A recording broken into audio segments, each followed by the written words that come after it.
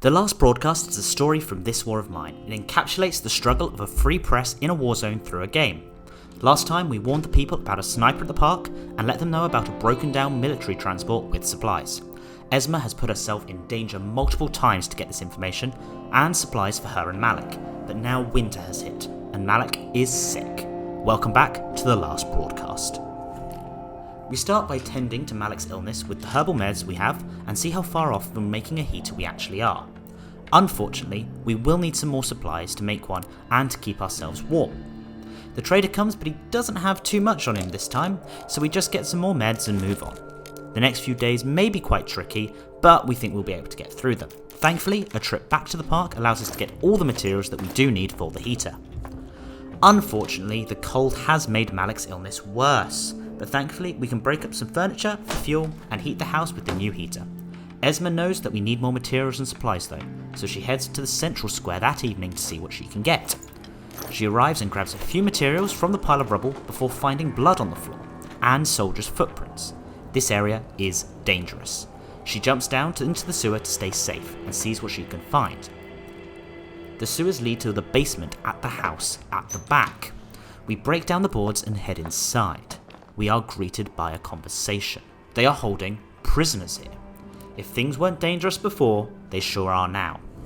Esma runs around and grabs everything of use that she can get her hands on in the building before she heads straight into the hornet's nest. We manage to sneak right past a sleeping soldier before finding all the people being kept prisoner in a damp, dark back room.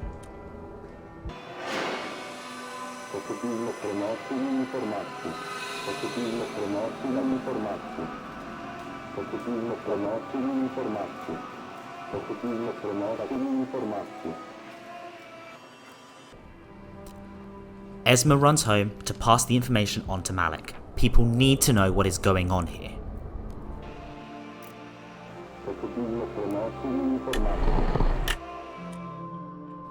There are clearly many issues in Pogoran at the moment, so we decide we need to get a move on and head straight out.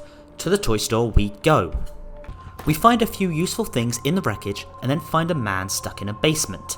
Thank God we found him, as we can send another announcement to get people to him. Back home, we were able to build some saw blades, so we head back to the ghost house. We bump into someone who recognises us, and we are told that our broadcast about the military supply has saved his little girl. It's moments like this that make the whole thing worthwhile. We continue to gather everything we need and head back to Malik. The next day is spent breaking up furniture and mining through the rubble, before a trip to the music club that night.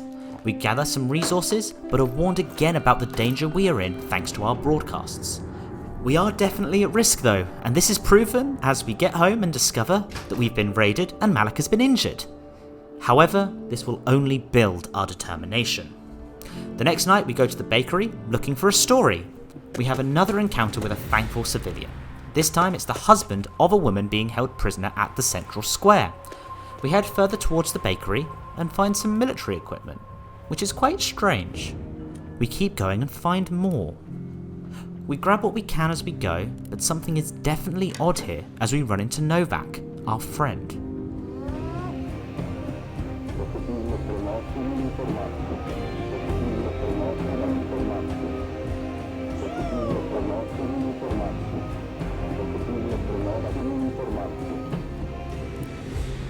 While Novak goes and checks food, we try and follow, but he gets violent and chases us out. We then return the next night to snoop further and find proof that he's been ratting out people to the military. We decide to confront him about it. He does beg for forgiveness, saying he never ratted on us, even though the military really wanted to know who is behind the radio broadcasts, but that still doesn't really excuse what he has done. We take the walk back home to consider what we should do. Should we out Novak so that everybody knows, even though his family will be at risk? Or do we just say that there is an informer around, just so people are a bit extra careful? We decide that his son shouldn't be brought into it, and so we don't give his name to Malik. Malik is angry that we don't know who the rat is, but Esma is happy that Novak's family should be safe. She does have one more trip on her agenda though, with a trip to the pharmacy in night 19. When she arrives, she hears Davor and his brother discussing things in the basement. Turns out they support the rebels. we find out about an attack on a rebel hideout planned by the military. Unfortunately, the military know that Davor is the one who knows about it, and if the rebels are warned, they'll come and find him.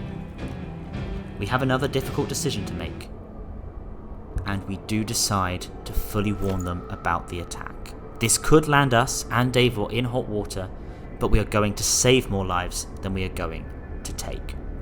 What will come of the attack? We don't know, but we will find out next time.